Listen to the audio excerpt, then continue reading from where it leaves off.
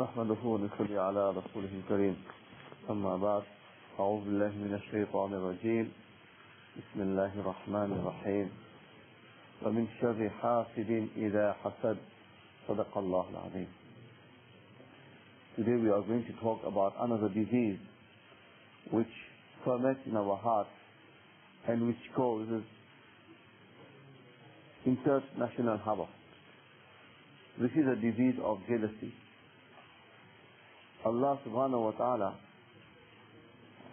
has mentioned the Quran, has guided us in the last section of the Quran after Rasulullah sallallahu alayhi wa sallam has been receiving wahi for 23 years. The very last surah that was revealed is the Mu'awwidhatayn. According to the Mufassirun, Rasulullah sallallahu alayhi wa sallam, people had black magic on him. They made 11 knots, and each ayat was revealed which contains those 11 knots was unknotted. One of it, Allah subhanahu wa ta'ala has revealed the verse, those people who are envious, who are jealous, oh Allah, I'm seeking your protection when they envy. When a person's heart jumps, as we say, or when a person's eye falls on you out of envy, it has an effect. It has an effect. Rasulullah sallallahu alayhi wa sallam says in a hadith, Al-aynu haqqun. The evil eye is truth. Allah's creation, He made it like this. There is an effect. At times a person is jealous and He puts the eyes on you. You fall sick. It can happen. Then you get all bad things happening to you. We have seen it. We're witnessing it every day. This quality of jealousy is such a quality. When I ponder over it, I see that the recent wars that we have gone through, all got to do with jealousy. What is jealousy? The ulama explain, jealousy is to express a displeasure. When you see somebody is having something good in him, or a position, or a status, you express a desire, a displeasure at that, and you start thinking bad, how he can get rid of that, how to eliminate that good that Allah has bestowed upon him. What a bad disease it is. What a bad disease. The first very bad thing that the disease that we have, is so bad that first of all, we are going against taqdeer. As a Muslim itself, how a bad disease it is. That Allah subhanahu wa ta'ala wished for so and so to have a Mercedes. Now we're getting angry why he got a Mercedes. Allah gave him. Why we are getting angry about it? So and so passes exams with distinction. We're getting envious about it. We are jealous about it. Why his child won't. Now the next child, what we're going to do, we make sure that the next child doesn't go for the exam. Or the guy who got the nerves, we're going to poke the wheel or the tires. Now what happens? We start fermenting all type of bad ideas in our mind. That's the very first disease, the first bad effect of jealousy, of hasad, that it makes us, take us to the brink of kufr. Because we're challenging, we are not happy of taqdeer.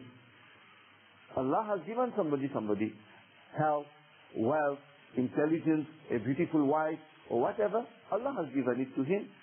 Why are we jealous about it? That's the first disease, the first effect of jealousy. The second disadvantage of jealousy is, as we say in Arabic, النار تأكل بعضها إن لم يجد ما تأكل. Like fire will devour anything. As long as there is something to eat, it will eat it. But when there is nothing to eat, it starts eating itself until it dies out. This is the quality of fire. If we ponder properly on jealousy, when we are jealous about somebody, there is like a heat in our body. There is like a hatred in our heart. We feel it. We are not happy. Our heart is not happy when we see him driving his Merc. Our heart is not happy when his child is passing the exam. Our heart is not happy when Allah has blessed him with a beautiful and nice children and wife. We just happy, we nurture, we harvest all those bad feelings in our heart. It's like a fire. And this fire brings nothing else but our own destruction. It is a frustration that builds up, a worry that builds up. ulama kiram explain that jealousy goes in 3 stages. Jealousy goes in 3 stages. The first stage is it's a thought that comes in our mind. It's just a thought. Oh, why he has a beautiful house? Oh, why he just get all the good jobs? Or if you as a businessman, why all the customers are going like him?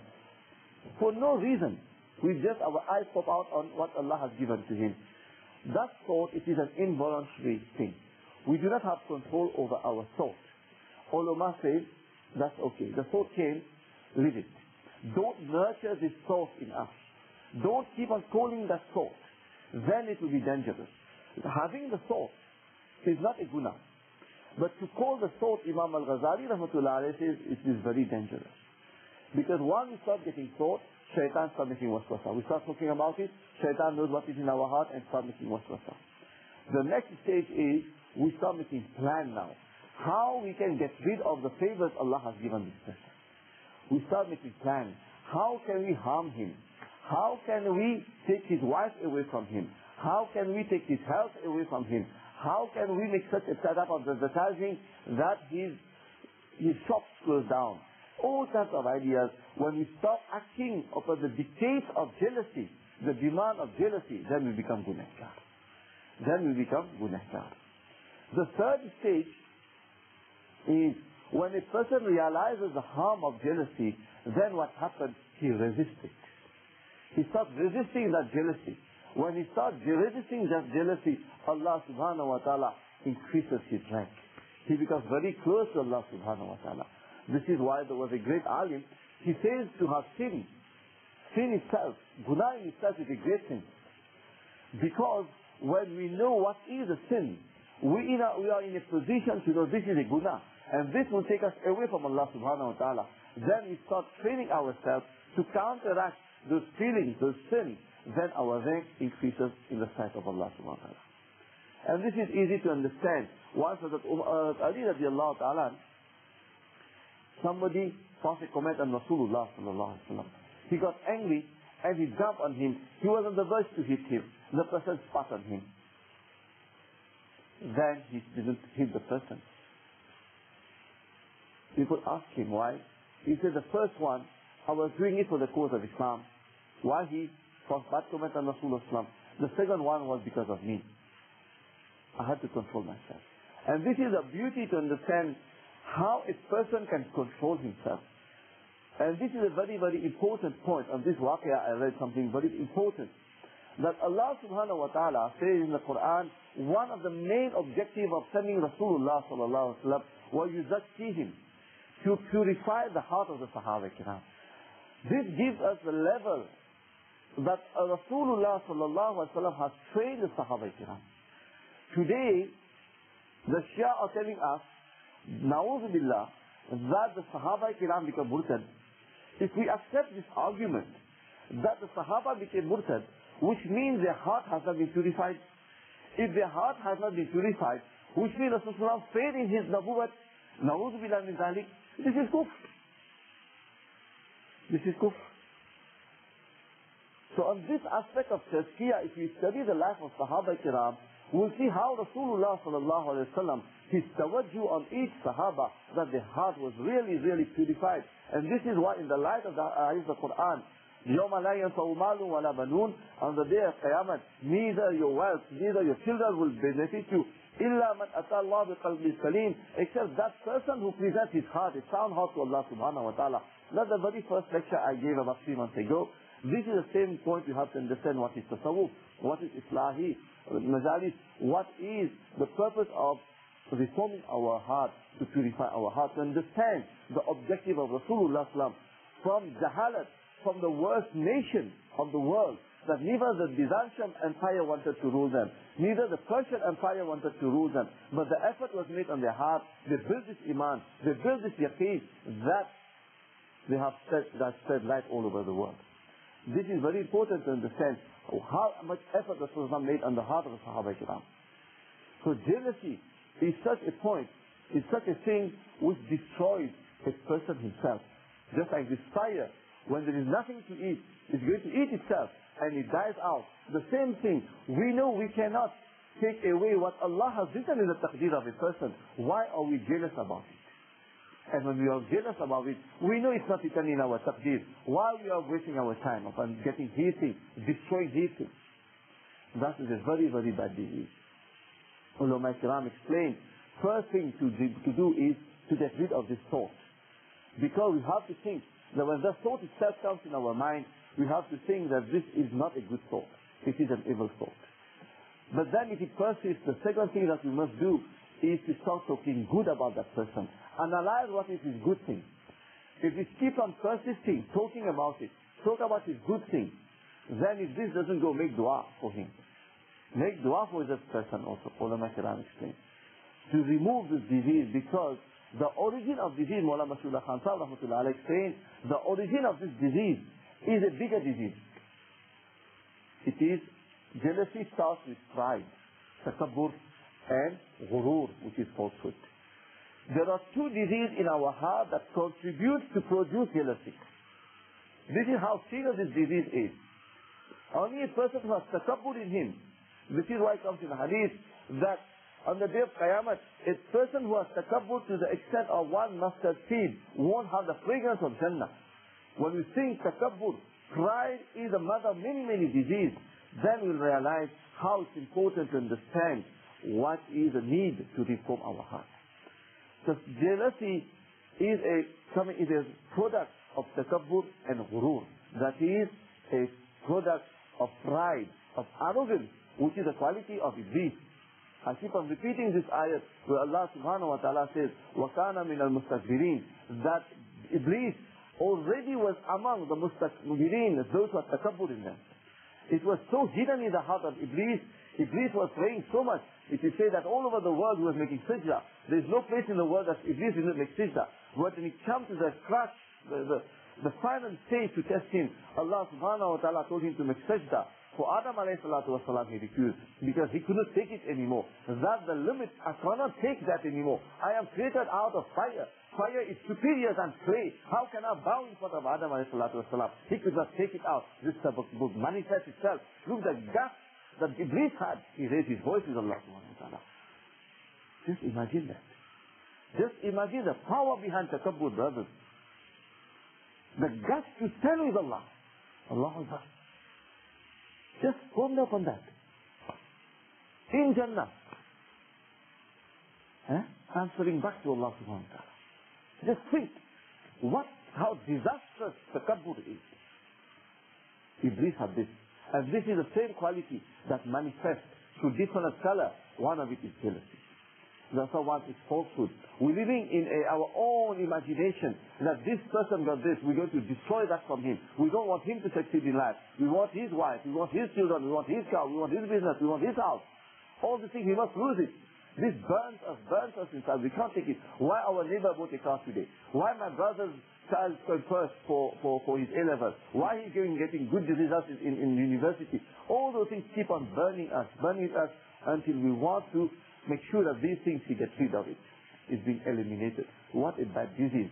And we ponder on the world, you will find all those wars that is happening is what?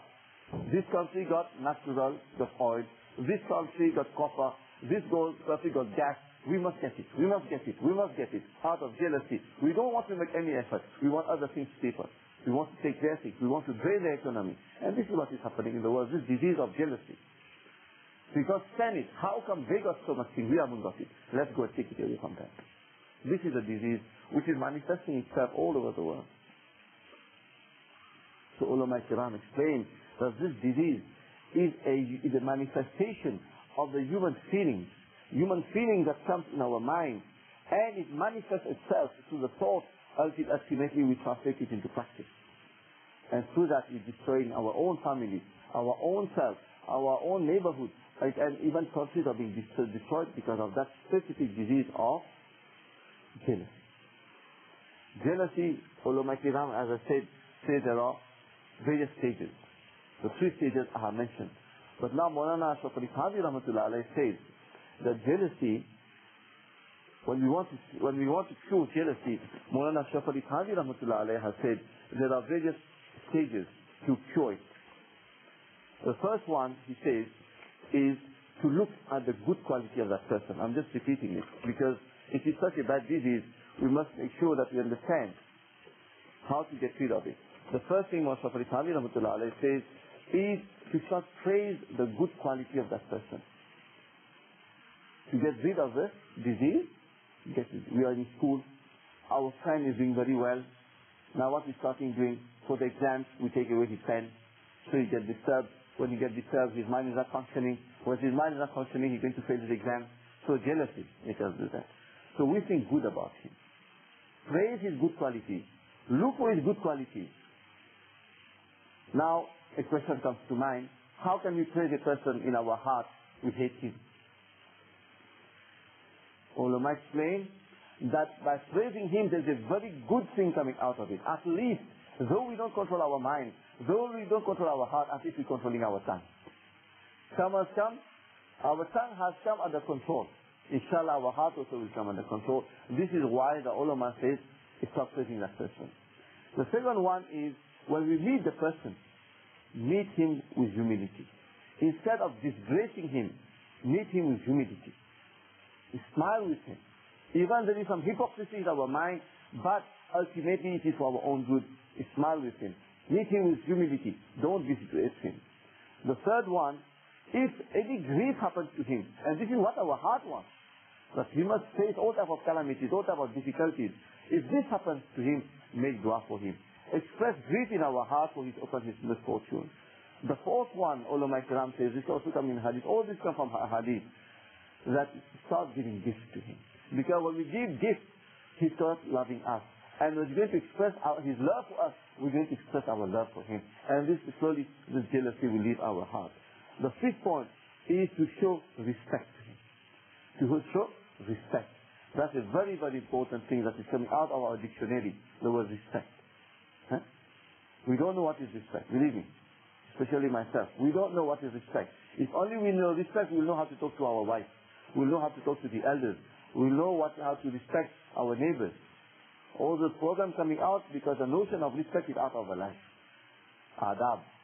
So these are the 5 stages that the ulama says that we can reform ourselves to remove this disease from our heart.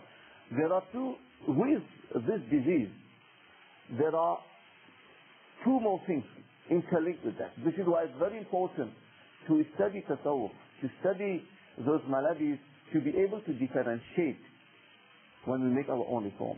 One is jealousy, which we have discussed. That is, we express displeasure when Allah subhanahu wa ta'ala has given something to somebody, his status, his position, and we want this to lose it. And yet this person never did any bad thing to us. But, being a human being, if we just desire something in our heart that Allah has given somebody. In other words, the difference between jealousy and khidbah, we call it khidbah, just an envy. This is permissible in Islam. We are human beings. Somebody got a beautiful car. We don't wish that he loses his car. We wish, we make dua that Allah also give us a beautiful car. That is jaiz in Sharia. But not all type of things you must become envious. A person whose heart is attached to the world, that also is another disease. Hubbu dunya, the love for this world.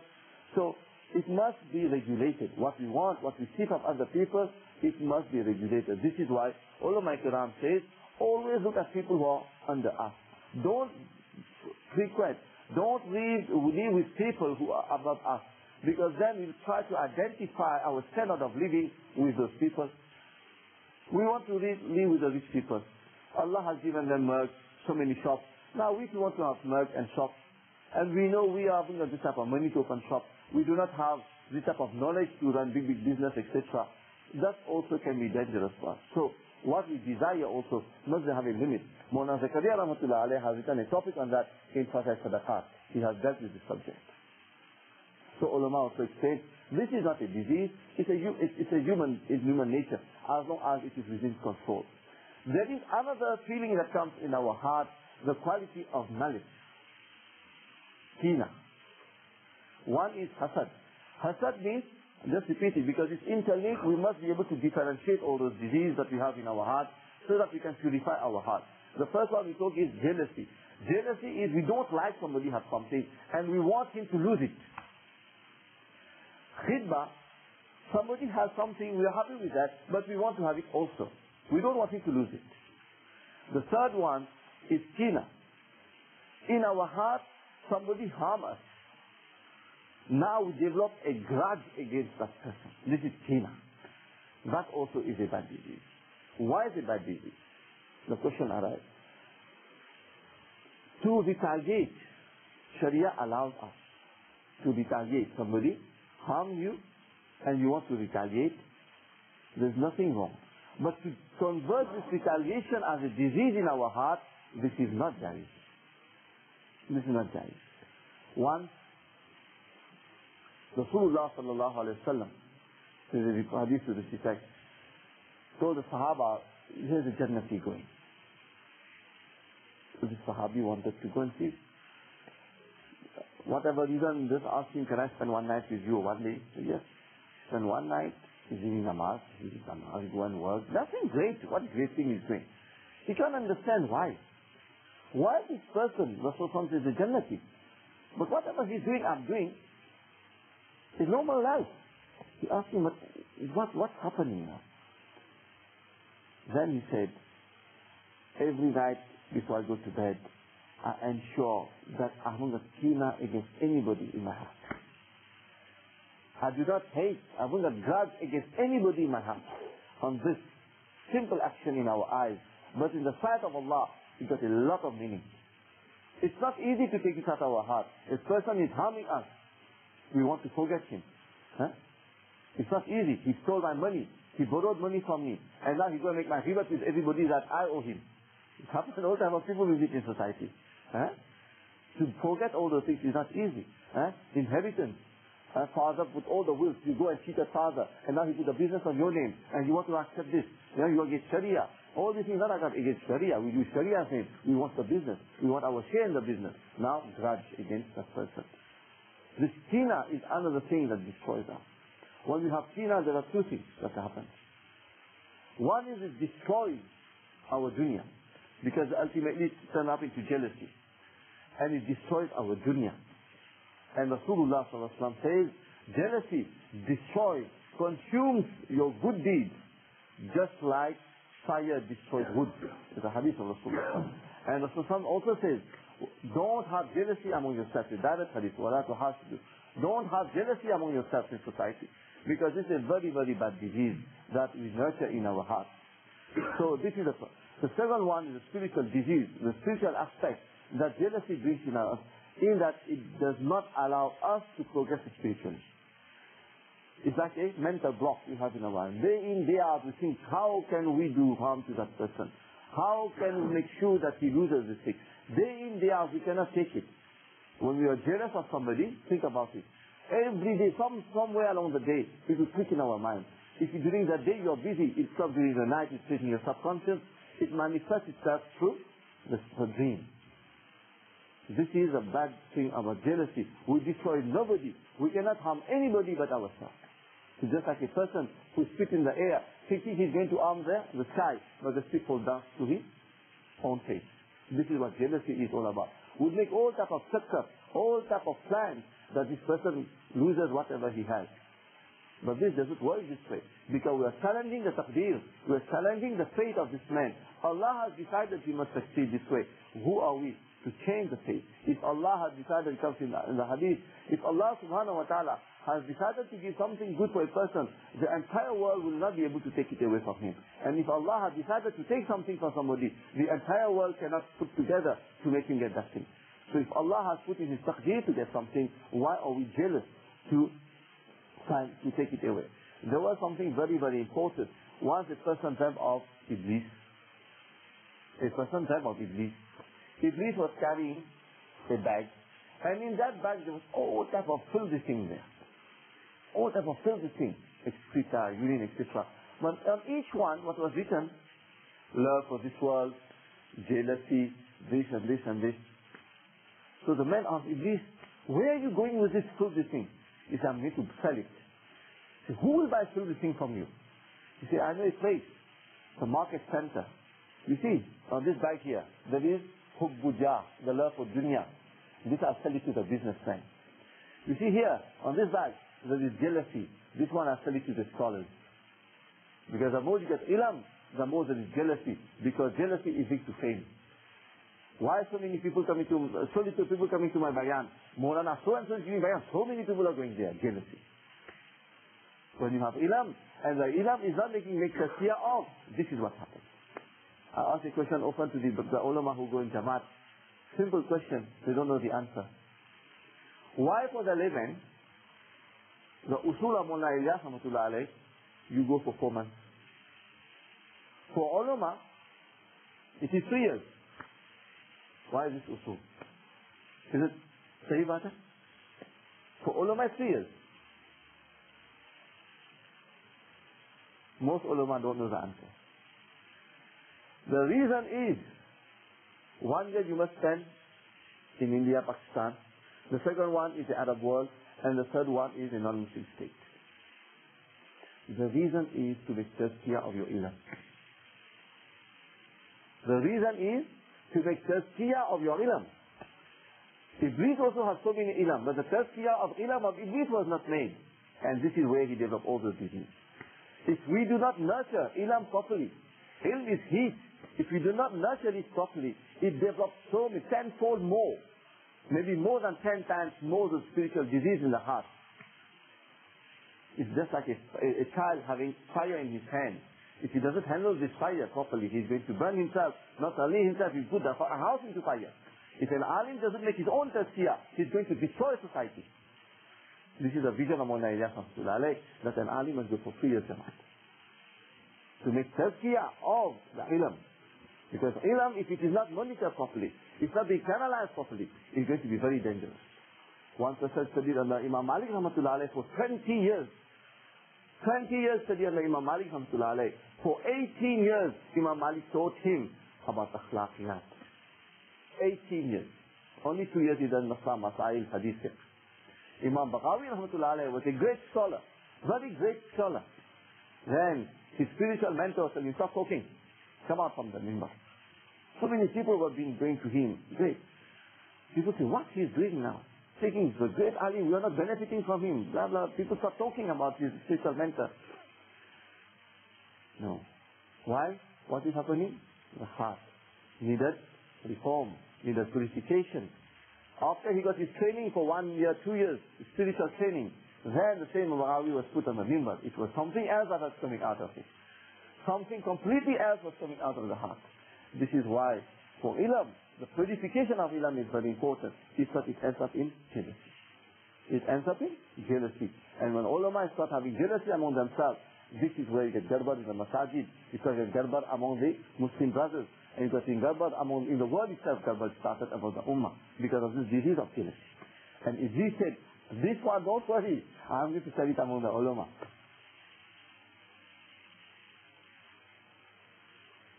It's true what we see. All over the world we see. It's jealousy. Jealousy is causing this disease. All the firqa batila, or all those fights in the masajid that we see, all those things is out of jealousy. Who has control of the mic?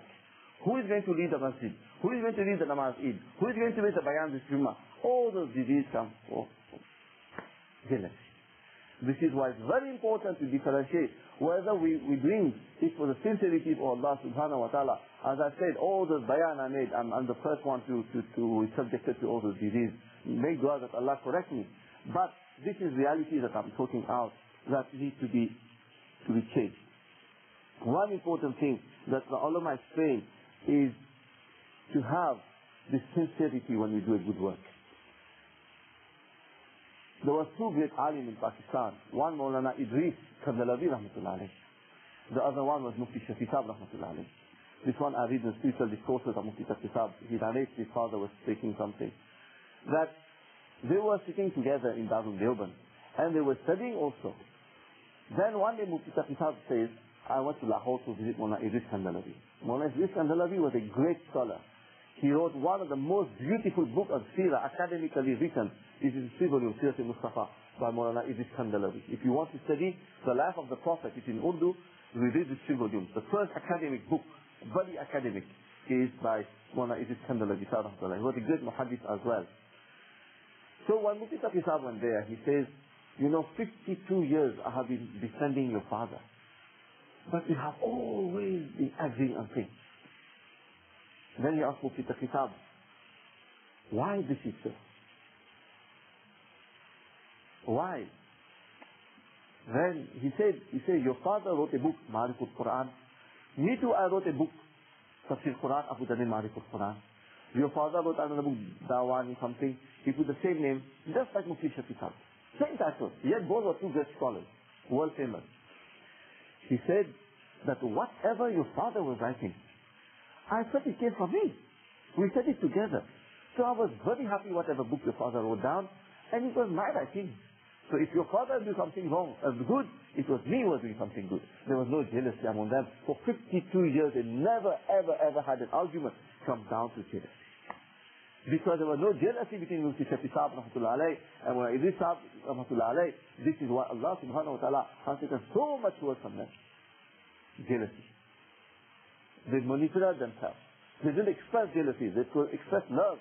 And Allah subhanahu wa ta'ala has taken so much work from them. Ma'ariful Quran, ulama kiram sitting here will know, there is hardly any alim in the world who qualifies in the Nizami who doesn't know about Ma'ariful Quran. Hardly any alim who hasn't got a copy of Ma'ariful Quran. Now this book, Tafsir, has been translated in English as well. It's 8 volumes. Very, very good book. Actually, Mufti Shafi Sahib rahmatullah alayh has combined about 12 tafasir and has written this book. It is said that this Ma'ariful Quran is a Shara of Bayanul Quran, which is an extremely difficult tafsir, which I myself have problems to read, which was written by Mawlana Shafi Khanji rahmatullah alayh, the spiritual mentor of Mawlana Mufti Shafi Sahib rahmatullah alayh. So to explain the Bayanul Quran, Mufti Shafi Sahib wrote 8 volumes to explain that. Great work. So all Imam Maulana Umar Palanpuri rahmatullah alayh, in his bayanat, when he used to go in safar, was studying Ma'ariful Quran with him. Allah Pak had put deep insight in the work of Maulana Idris Sahib rahmatullah alayh and Maulana Shafi Sahib rahmatullah alayh, because there was no jealousy among them. For 52 years, never ever had any argument. Why? Jealousy did not enter in their heart. This is thing we learn from our elders that we must put into practice. There is something very important to keep in mind. I was reading something very interesting, that to have steadfastness when we want to make our Islah, the 5 nuskha given by the ulama kiram, how to remove this disease in our heart. There is something, an anecdote I read, is Maulana Allama Junaid Baghdadi rahmatullah alayh, great wali of Allah, great scholar. Once he reached a place and he saw that a person was hanged, no hand, no leg. He asked the people what happened. The people said, this man, he started stealing. So according to Islamic law, you cut. But he didn't stop, they cut his hand. He wants to steal again. They cut his opposite leg. Then he keep on stealing, they hang him. Junaid Baghdadi rahmatullah alayh, when the body was hanging, he kissed the leg. People were shocked. You're kissing the leg, well, what's wrong? Is that normal? A person of your caliber kissing the leg of a person. You say, I'm not kissing his leg. I'm looking at his steadfastness in stealing. The quality of his steadfastness that I'm kissing, if only he had the steadfastness in doing good action, where he would have reached. So he was looking at the virtue of steadfastness. This is why Rasulullah sallallahu alayhi wa sallam, the best action, says in hadith, is in fact, the best action is that action which is being done regularly, consistently, wa in qalla, even though it's little. That's very important. If a person wants to make his Islah, who wants to reform himself, he must do action consistently. If you are an azkar, read the zikr consistently. If you do tilawat al-Quran, make sure you do your tilawat al-Quran. If you want to control your tongue, control your tongue. If you're making qazai umri, make sure that your qazai umri every day is being done. Whatever we're doing, do it little, but make sure we do it regularly, consistently. Muhammad Shafri Thani rahmatullah alayhi used to write a lot. It claims that he wrote more than 1,000 books. Research in Pakistan revealed that directly and indirectly came to 2,800 books. 2,800 books. Some experts have quoted him higher than Imam al-Ghazali rahmatullah alayhi. Allahu alam, I'm not qualified to comment on that, but this is the type of person. He used to write a lot. When people used to come and visit him, suddenly, he would make sure that they wait a little. He makes salam, wait a little. I'm busy making something fast. He would make sure that instead, say for example, you to at 1 hour, but because Mehman came, you would ask for 15 minutes. But he'll write 15 minutes. This consistency is a great virtue that Rasulullah has put in the hadith as a condition that the greatest work that you can achieve is that work that you have consistency. So when we want to make sure, we want to remove all the spiritual disease in us, make sure that we have this consistency in our heart. Time is over. I can stop now. Inshallah, we think of Allah subhanahu wa ta'ala and the fact of our heart. May Allah subhanahu wa ta'ala put the nur in our heart. When time comes, inshallah, I'm going to explain to Allah subhanahu wa ta'ala this tawfiq. I'm going to talk on Allah himself. Who is Allah? We do salah, but do we know who is Allah subhanahu wa ta'ala? Do we know who is Allah subhanahu wa ta'ala? When it comes to the hadith, it says, 2 rakat nafil of an alim is worth more than 100 rakat of an armed person. What does hadith mean? When an alim is saying Allah, alim doesn't make a person who does in his army. I'm not talking in that term. An alim is a person who understood Sharia. You don't have to go to Darul to become an alim. Sahaba Ikram didn't go to Darul Ulum. You can go in the Jamaat to become an alim. You can see the Shaykh al-Tasawwuf to become an alim. As long as there is a sanad, the sanad goes to Rasulullah and you get the Prophet knowledge. Hazrat Ali Karamallahu wajha says, Al-ilmu nurun. In the Mas'ud radiallahu ta'ala also says that. Al-ilmu nurun. Ilm is a celestial nur that Allah subhanahu wa ta'ala put in your heart. And I said it the other day, there are 3 ways of getting ilm. One is by reading books, you can get it. But that's not the main way. The second one, you get it from your start, his heart, that nur, you transfer this nur to your heart. The third one, you know something, you practice upon it, then Allah subhanahu wa ta'ala gives you ilm. This is why Hazrat Umar radiallahu ta'ala says, ilm. A person is an alim. A person who is an alim is a person who knows something and practices upon it.